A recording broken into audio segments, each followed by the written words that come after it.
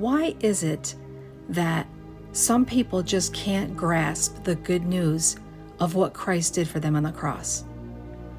It's because the good news of the gospel, it's like foolishness to their ears when they're ignorant of God's law. Because until someone understands God's divine law and its consequences for their guilty soul, they'll never come to a place of brokenness and despair and cry out for mercy and salvation. I mean, our common sense tells us when we're doing something wrong, but it's God's law that shows us how deadly wrong we are. And the fact is, when someone breaks the law, they don't see the depth of their sin until the law is applied to their crime, and then they're faced with the consequences. It isn't until we apply the law to our own lives that we see our guilt before God, and we stop justifying our sin. Even the Apostle Paul didn't know what sin was until the law told him. Romans 7:7, Paul says, "I would not have known sin except through the law.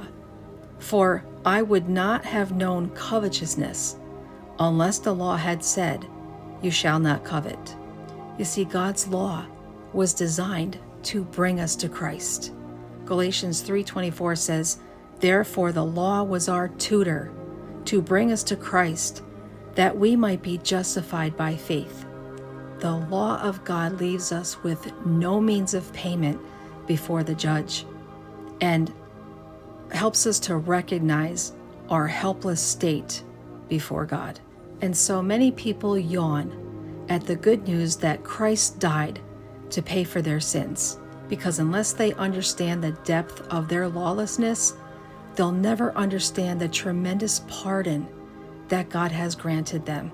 If I said to a friend, "I sold all my possessions to heal you from your disease," how is that good news if they don't even know they have a disease, especially one that's leading them to their sure death?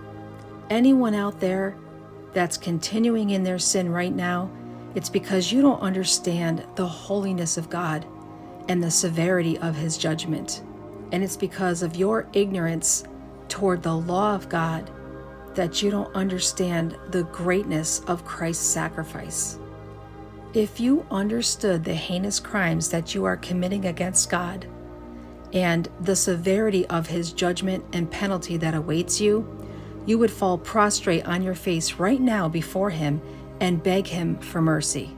Ignorance of the law is why people do not understand the good news of what Christ did on that cross. We must understand the holiness of God and His judgment and penalty for sin, which is eternal damnation. And not understanding this is why people continue in their sin. And this is the very message that is missing from pulpits today, and why statistically 90% of people sitting in churches are actually false converts. Pastors don't confront their congregation with the law of God, and so they can't truly appreciate Jesus' payment for their sin.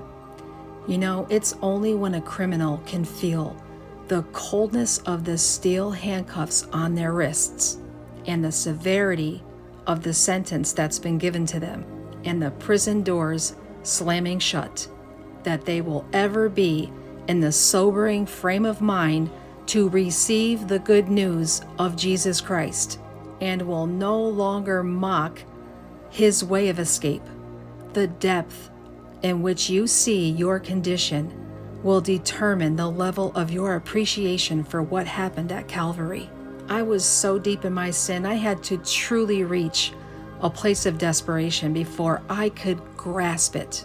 The fact is this: people will never understand love, mercy, and grace until they first understand sin, law, and judgment. It was only until I saw myself drowning that I got on my knees and cried out for God's mercy and His salvation. Romans 10:13 says, "Whoever calls on the name of the Lord shall be saved."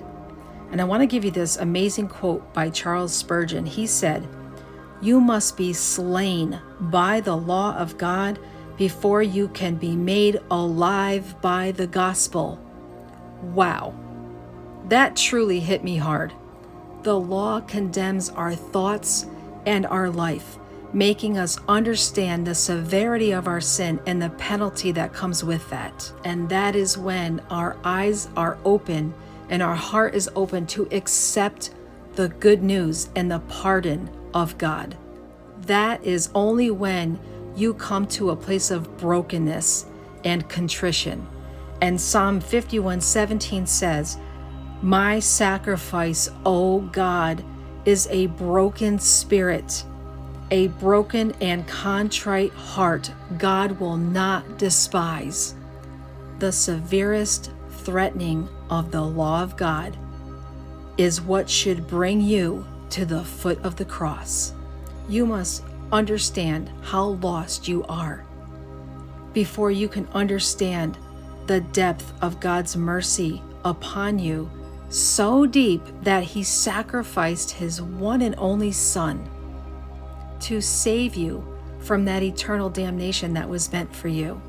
So I pray for you that you would understand what you're doing and the depth of your sin, and that it would lead you to the foot of the cross to cry out for mercy and salvation.